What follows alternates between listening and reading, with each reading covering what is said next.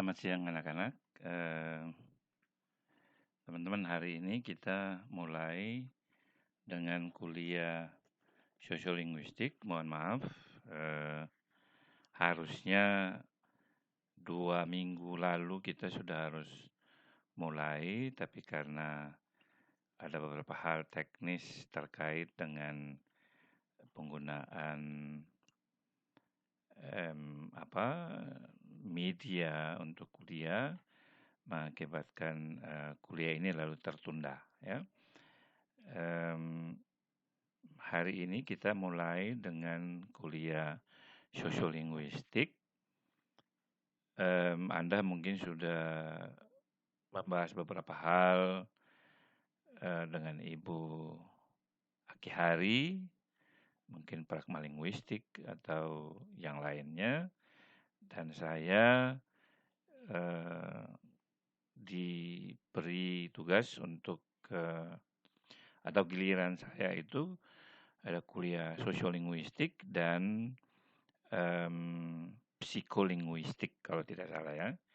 Nah, sosiolinguistik ini kita akan bahas mungkin dalam 3 atau 4 pertemuan, ya, 4 pertemuan katakanlah seperti itu.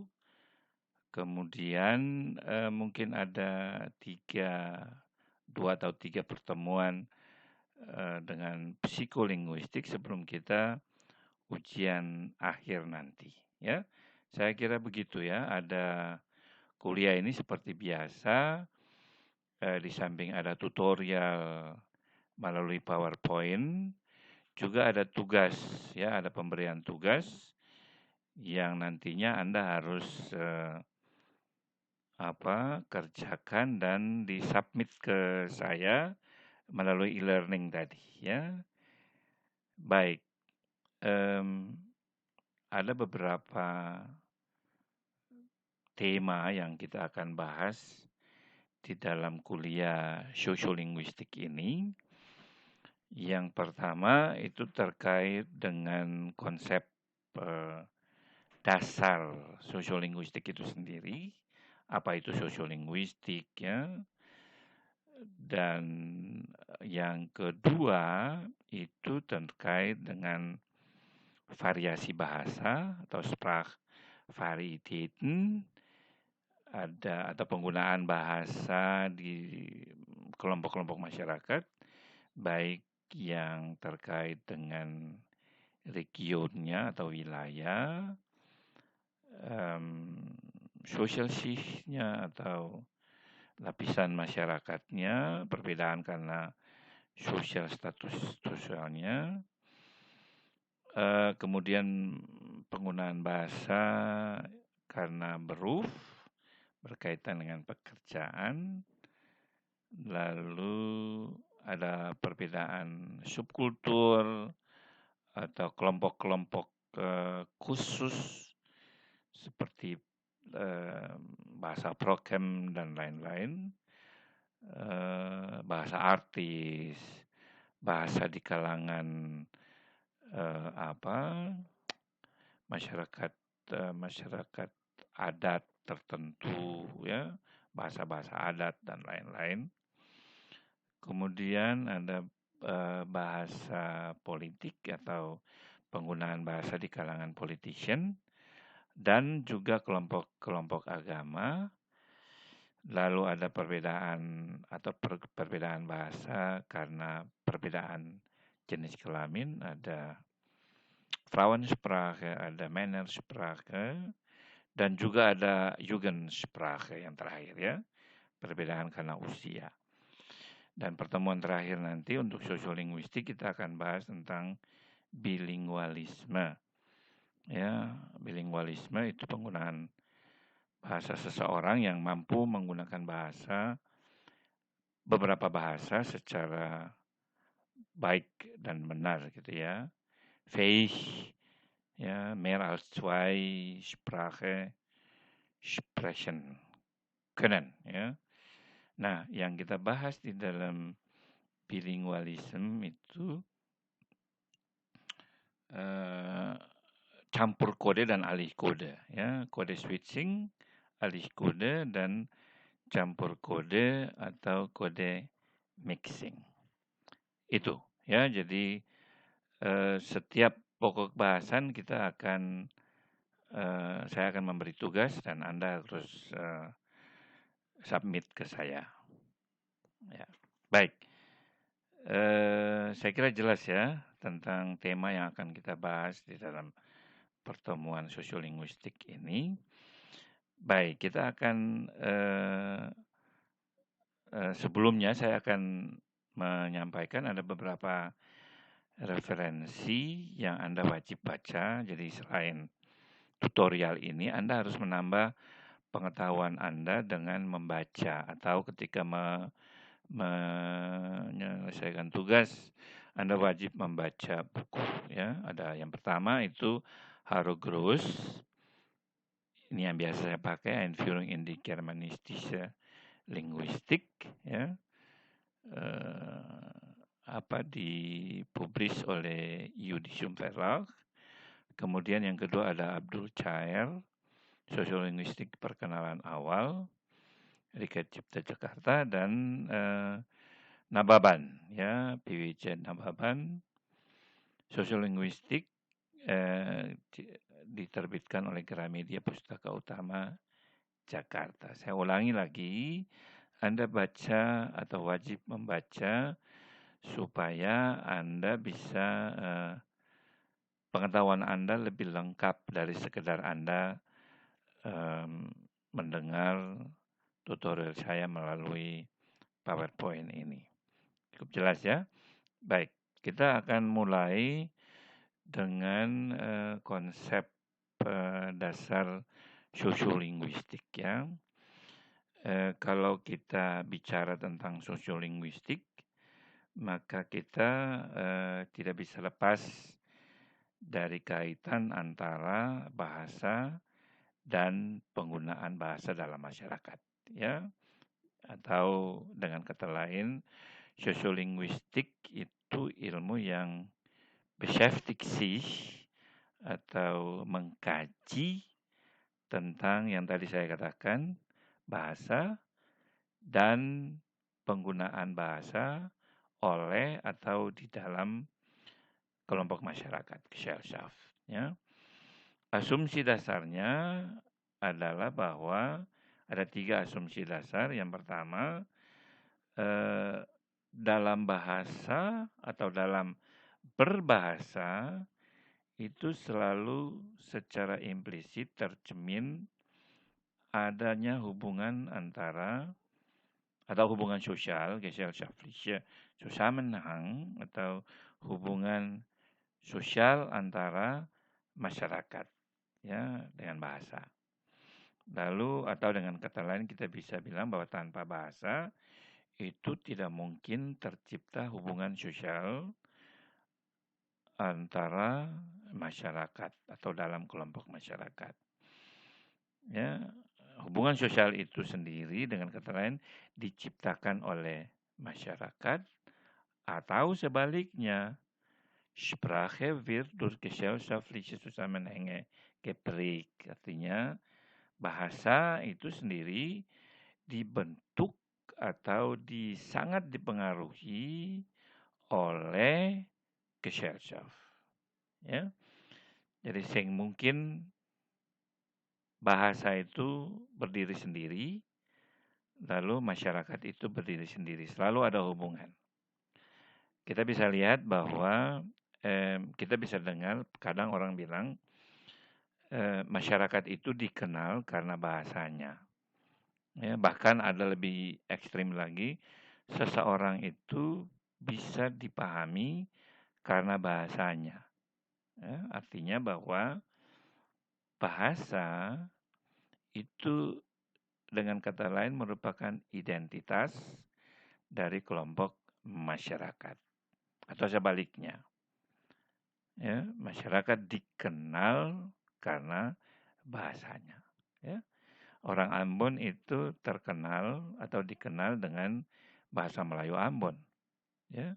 Selain mungkin fisik, keriting, hitam, kulitnya, Tapi kalau dia menggunakan bahasa Melayu Ambon, orang sudah tahu dia ini orang Ambon meskipun mungkin kulitnya putih atau rambutnya lurus atau sebaliknya. Ya orang dari Sulawesi Tenggara, ya suku Buton misalnya, itu kita otomatis orang Ambon akan kenal kalau kita ketemu di pasar, dia bicara baik dengan bahasa Buton maupun dengan dialek gaya bahasanya kita udah tahu bahwa orang itu berasal dari Buton meskipun kita tidak paham bahasanya, tapi kita tahu dia itu berasal dari kelompok masyarakat tertentu. Jadi betul bahwa sosiolinguistik itu selalu berkaitan dengan bahasa dan hubungan di dalam masyarakat bahasa. Jelas ya? Nah, dari katanya sosiolinguistik itu sendiri kita tahu ada 2 kata ya, artinya atau kata sosiolinguistik itu terdiri atas 2 kata. Yang pertama itu sosio dan yang kedua itu linguistik. Ya, yang kalau kita gabungkan berarti kita bisa mengatakan bahwa sosiolinguistik itu ada keterkaitan antara sikap, ya kalau kita bicara sosiolinguistik, kalau kita bicara sosiologinya ya, sosio itu sosiologi, kita bicara tentang sosiologi, berarti kita bicara tentang bahasa yang dipahami sebagai tindakan dalam masyarakat. Ya, atau dengan kata lain, sosiologi itu bicara tentang manusia di dalam masyarakat. Ya, bagaimana manusia dalam masyarakat itu, bagaimana mereka berinteraksi dengan sesamanya, dengan lingkungannya, bagaimana mereka bersosialisasi, ya, bagaimana mereka memosisikan dirinya di dalam masyarakat dan lain-lain. Ya, jadi kalau kita bicara tentang sosio tadi atau sosiologi itu kita bicara tentang budaya masyarakat, kultur masyarakat. Ya. Sementara kalau kita bicara tentang linguistik, ya, kata yang kedua linguistik, kita bicara tentang bahasa. Ya, linguistik itu ilmu tentang bahasa. Artinya kita bicara tentang bagaimana bahasa digunakan di dalam masyarakat, baik kompetensinya atau tata bahasanya maupun performansnya atau penggunaannya sesuai konteks. Ya. Dengan demikian kita dapat memahami bahwa kajian sosiolinguistik atau penelitian tentang sosiolinguistik itu kita mengkaji tentang disiplin ilmu yang berbeda atau kajian antar disiplin ilmu yang berkaitan dengan berbagai ekspresi linguistik di masyarakat. Ya, berbagai verschiedenen sprachlichen Äußerungen in der Gesellschaft. Ya.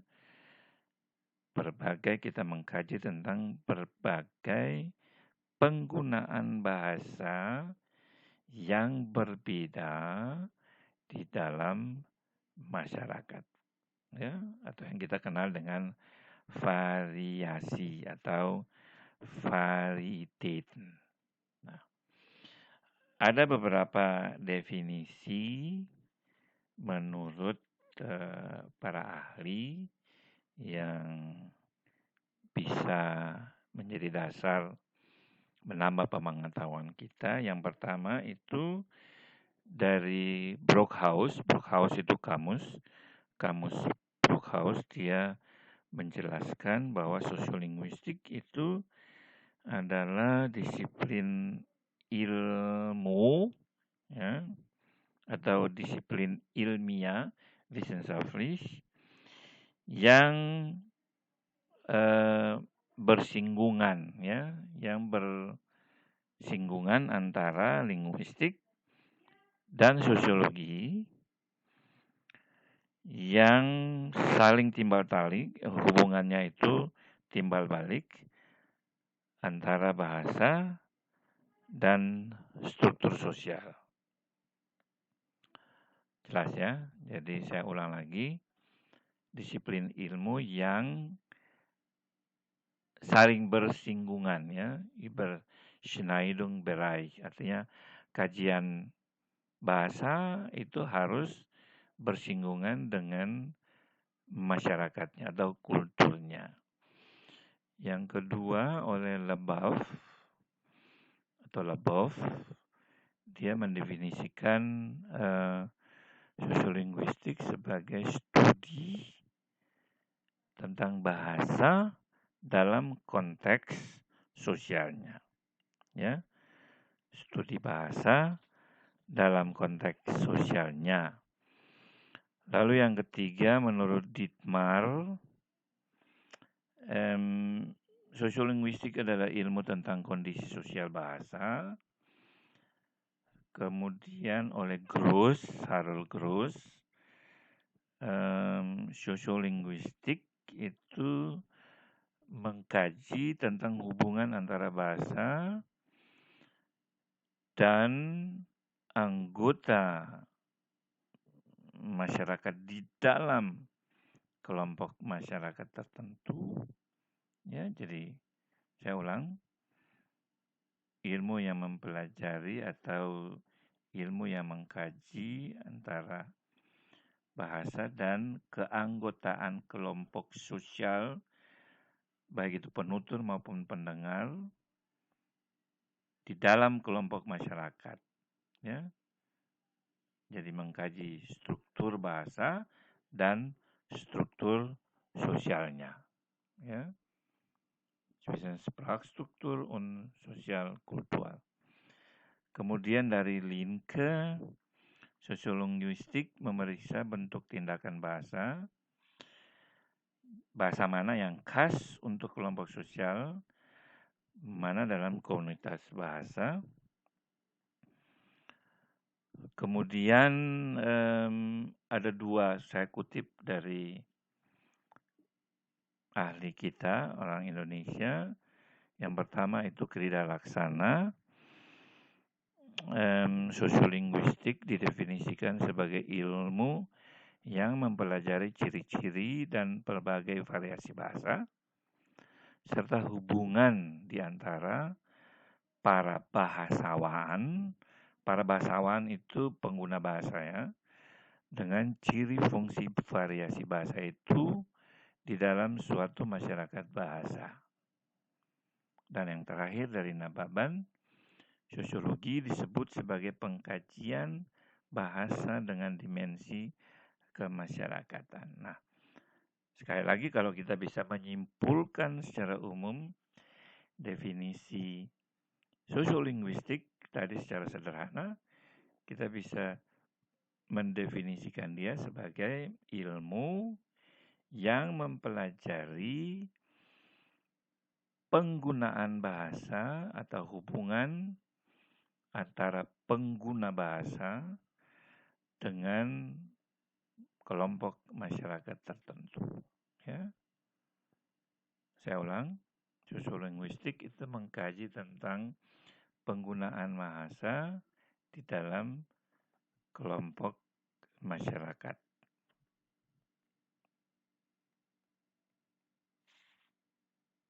Sorry.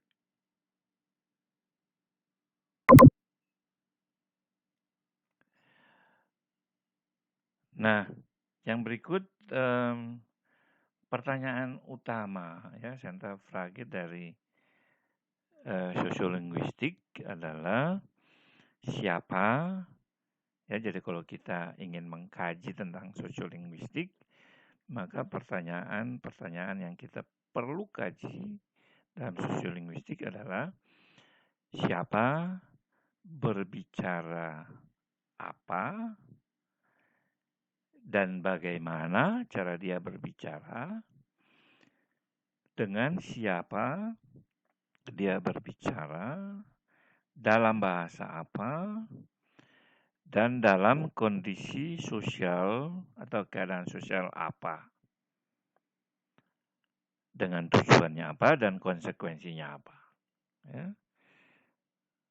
Cukup paham ya? Jadi pertanyaan utama sosiolinguistik itu adalah siapa bicara, dengan siapa, tentang apa, dalam konteks dalam masyarakat di mana, dengan tujuan apa, dan konsekuensinya apa. Ya. Artinya seseorang yang ingin mengkaji atau masuk di dalam kajian sosiolinguistik, dia harus paham benar dia berhadapan dengan siapa atau dengan kelompok masyarakat apa dan apa yang harus dia bicarakan. Ya. Pernah dengar ya orang peribahasa ya, masuk ke kandang kambing, kita harus bisa mengembek. Ya. Jadi ada konvensi-konvensi, ya, ada konvensi-konvensi bahasa yang berlaku di dalam kelompok masyarakat tertentu, baik kultur, ya. Jadi misalnya, kalau dalam konteks bahasa anak muda misalnya, saling menyapa, halo, hai, ya, apa kabar, gimana lu, bahkan mungkin sering dengan makian, ya, tapi akrab. Tetapi ketika kita masuk dalam konteks resmi misalnya dengan masyarakat tertentu, kita tidak bisa lalu dengan seenaknya mengatakan hai, halo, ya, kita mungkin akan memperoleh atau mendapat masalah. Tapi kita harus belajar kira-kira kelompok masyarakat itu dia menyapa dengan cara seperti apa misalnya. Ya. Bagaimana kalau kita berhadapan dengan mereka? Bagaimana sih mereka biasanya bercakap-cakap. Jadi ada unsur kultur di situ, ya, ada unsur tradisi, ya, ada dimensi sosialnya mereka di sana. Ya. Jadi sangat berkaitan dengan konvensi ya dalam masyarakat itu. Ya. Ada faktor-faktor tertentu, faktor-faktor sosial, kebiasaan masyarakat, atau konvensi yang saya bilang tadi, yang sangat mempengaruhi cara orang bicara, pemilihan kosakata, ya, gesturnya harus seperti apa, dan lain-lain. Ya. Kita harus paham itu. Kalau tidak, kita tidak akan berterima di dalam kelompok masyarakat tertentu. Ya.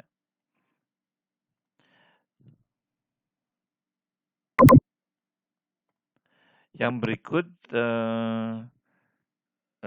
subjek utama Hauptgegenstand, ya, objek utama dari sosiolinguistik itu tentu saja adalah hubungan antara peristiwa linguistik dan peristiwa sosial. Ya. Cukup jelas tadi kita sudah bicara banyak tentang hubungan antara bahasa dan masyarakat. Jadi kalau kita ingin mengkaji tentang sosiolinguistik, kita harus melihat konteks sosialnya, keanekaragaman bahasanya, ya, atau variasi linguistiknya, ya, Sprachvarietäten. Ya, jadi itu ada apa? objek utama itu hubungan antara bahasa dan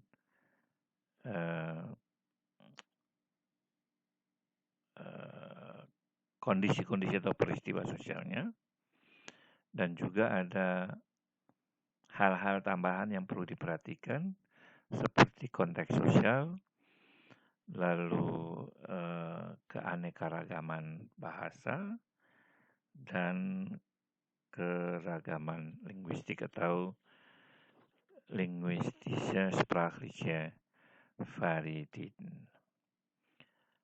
Nah, secara umum awalnya kajian tentang sosiolinguistik modern itu didasari pada kajian terhadap penggunaan bahasa di antara dua kelompok sosial masyarakat. Jadi awalnya kajian sosiolinguistik modern itu dikaji dengan melihat perbedaan antara dua kelompok sosial masyarakat. Ya. Yang pertama itu kelompok pertama, konsep ini dikemukakan oleh Bernstein dan juga Labov. Ya, jadi Bernstein itu dia mengemukakan hipotesis. Jadi dia mengkaji kelompok sosial masyarakat atas dan bawah. Lalu dia membuat hipotesis yang namanya defisit hipotesis, ya, yang menurut dia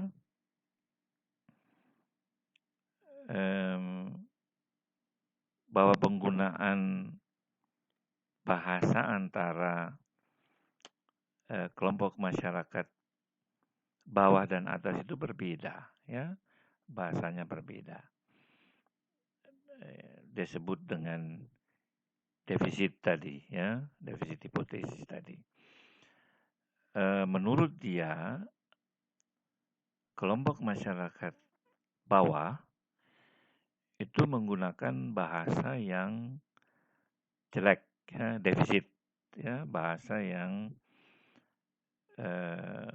tidak baik atau tidak lengkap atau terbatas, diistilahkan dengan restringierten, ya, eingeschränkten, terbatas, kode. Jadi restringiert kode, dan kualitasnya sangat buruk, artinya kualitas bahasa kelompok ini sangat buruk. Dan yang kedua, anggota kelompok masyarakat menengah ke atas itu dalam komunikasi mereka menggunakan bahasa yang baik, yang kompleks, yang rumit atau yang kompleks.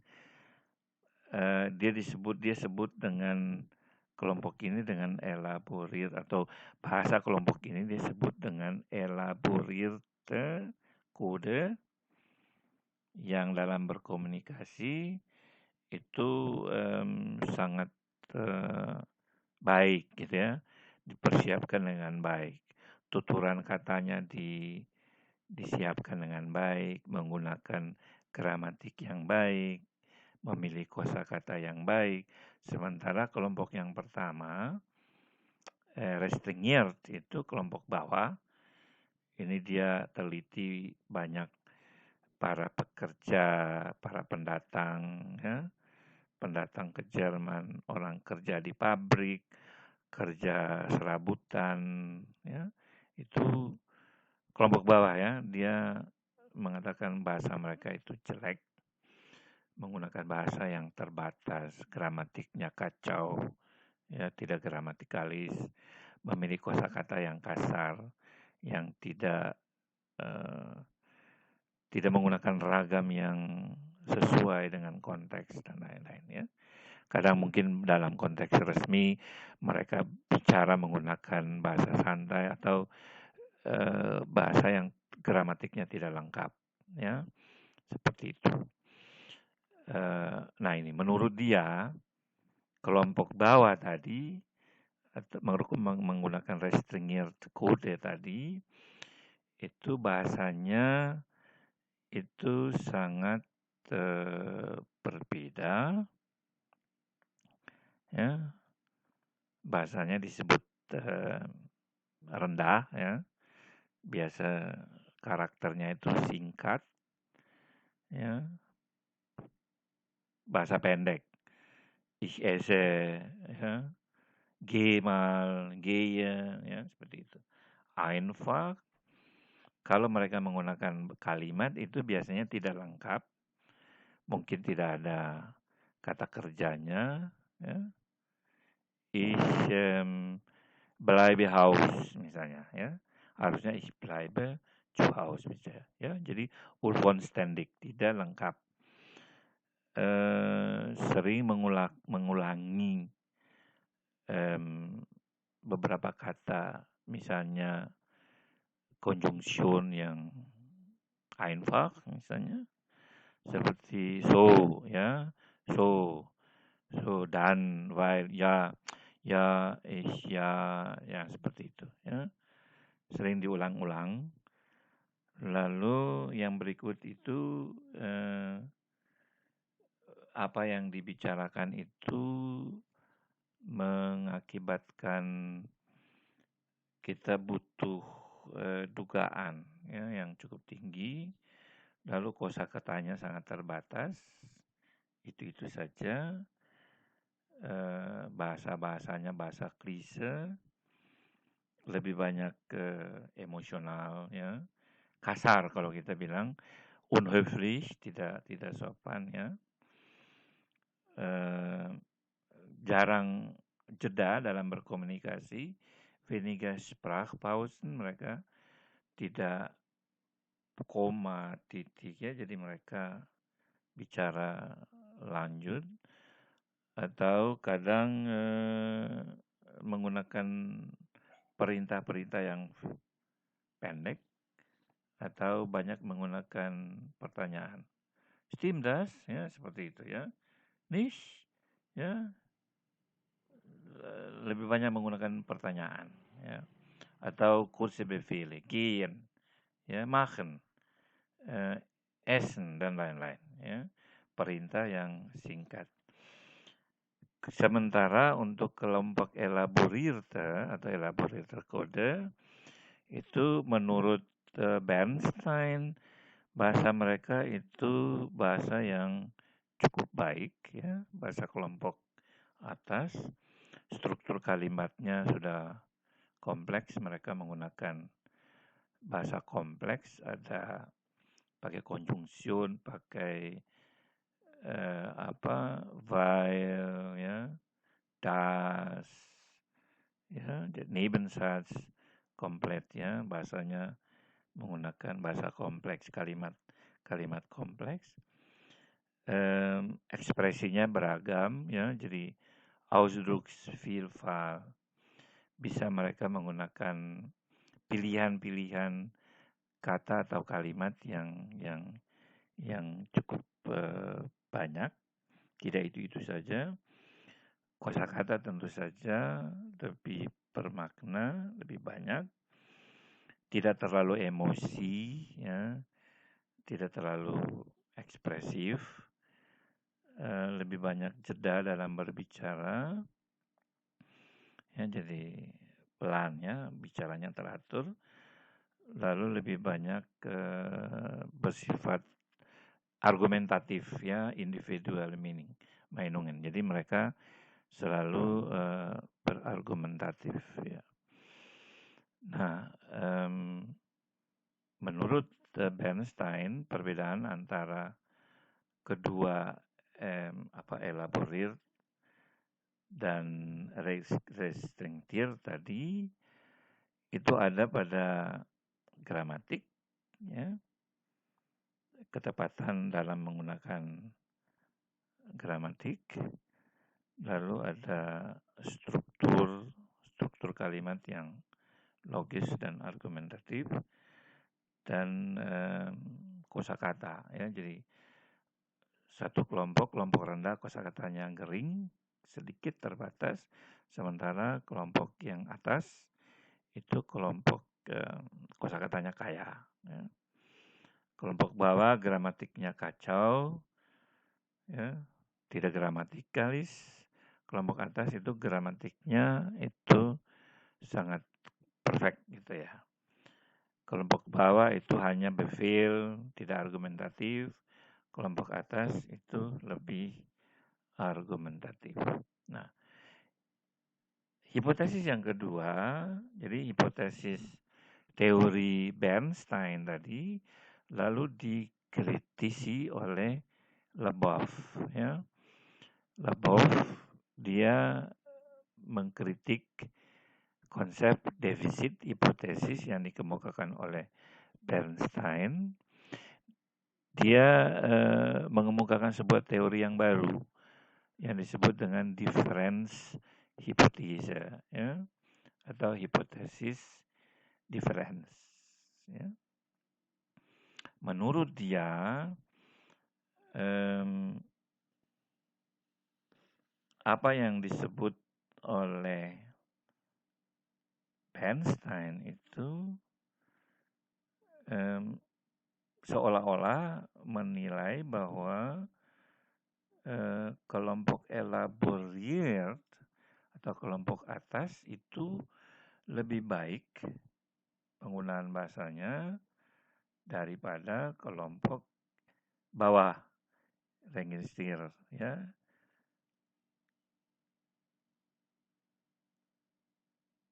Sehingga dia menggunakan bahasa yang digunakan oleh kelompok atas itu sebagai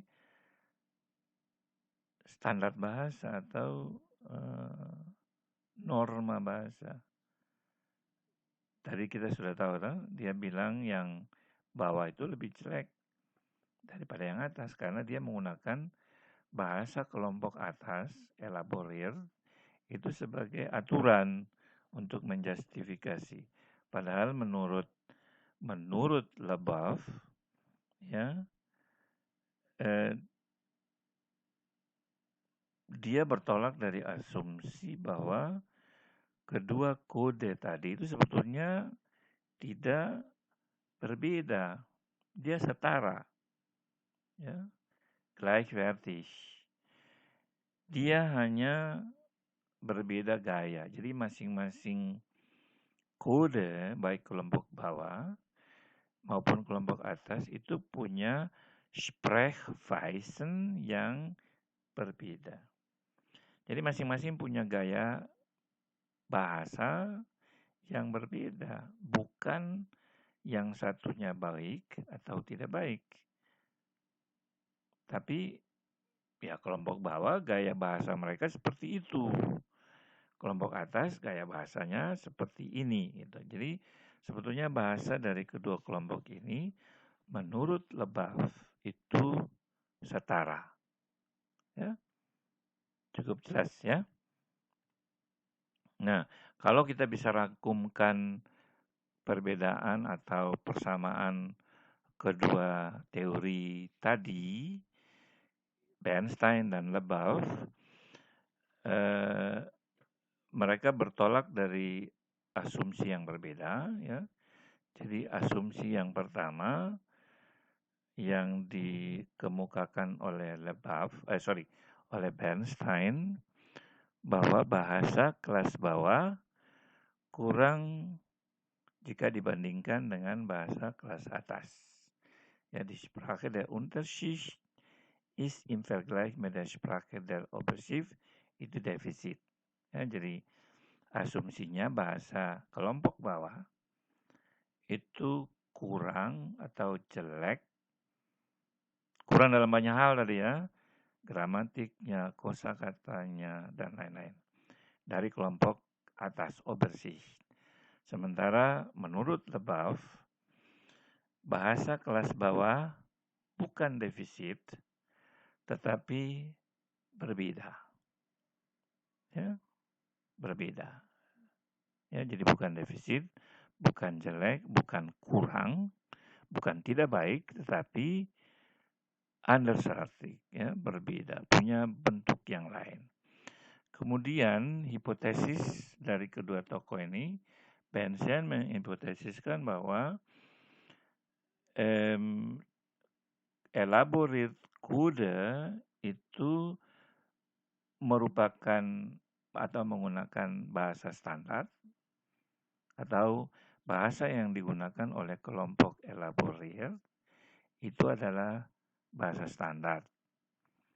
Ya, dan semua orang mesti menguasai standar tersebut, ya, supaya bisa bekerja atau mendapat kesempatan untuk bekerja. Artinya orang kelompok bahasa kelompok yang bawah itu harus belajar standar bahasa kelompok atas supaya bisa memperoleh pekerjaan yang baik. Sementara menurut Lebaf,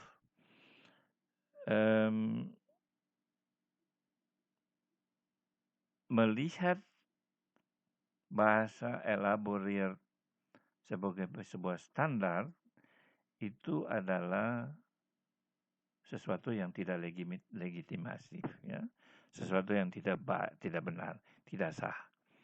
Ya, menurut Lebaf itu tidak sah kalau kita menjadikan bahasa elaborate atau bahasa kelompok masyarakat atas itu sebagai standar bahasa.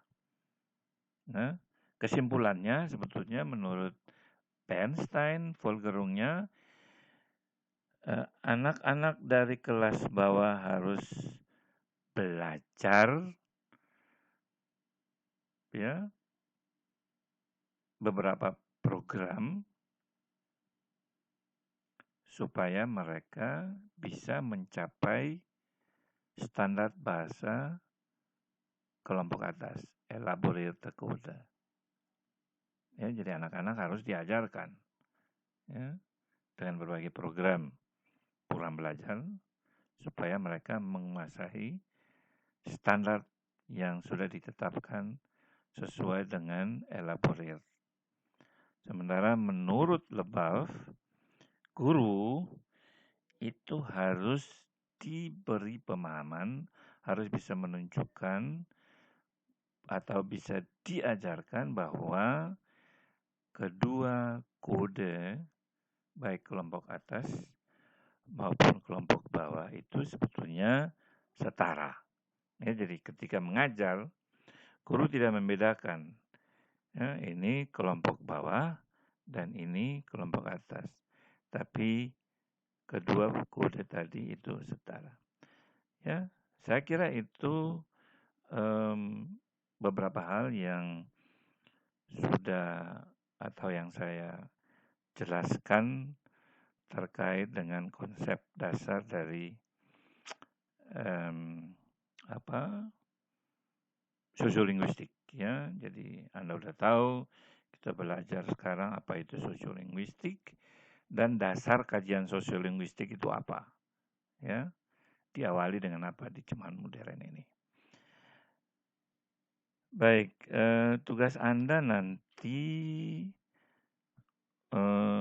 tolong Anda setelah kita bertolak dari apa yang sudah kita jelaskan tadi terkait dengan definisi sosiolinguistik, Anda tolong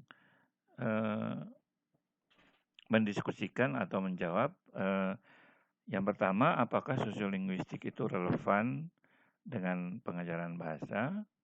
Saya ulang, apakah sosiolinguistik itu relevan dengan pengajaran bahasa? Kalau ya, apa alasan Anda? Kalau tidak, apa alasan Anda? Yang kedua, bagaimana seharusnya bahasa diajarkan dalam konteks sosiolinguistik?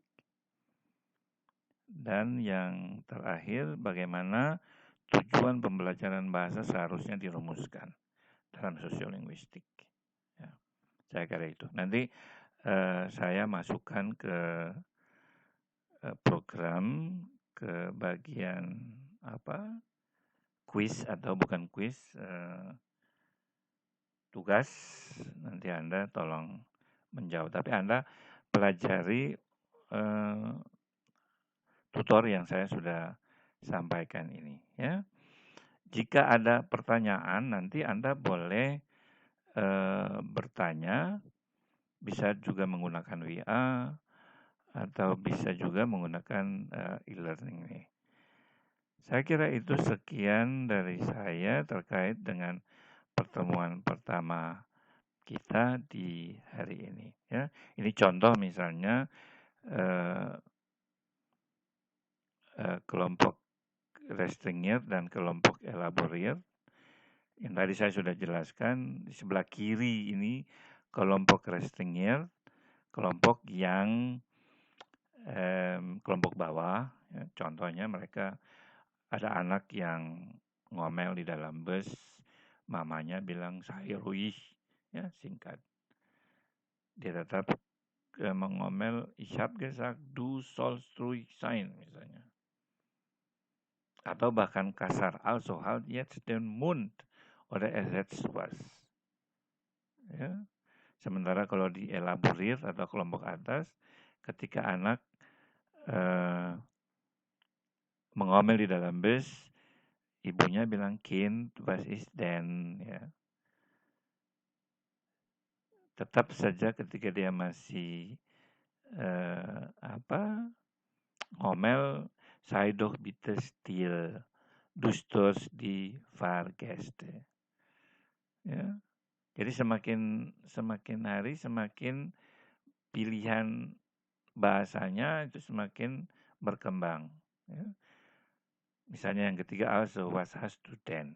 Weißt du, ich bin sehr müde, es wäre lieb vor dir, wenn du jetzt brav und ganz ruhig warst. Wir sind ja bald zu Hause. Ya, jadi pemilihan bahasanya semakin kompleks, menggunakan konjungtif, ya. Tidak seperti kelompok bawah yang halt jetzt den Mund dan lain-lain. Ya, saya kira itu contoh.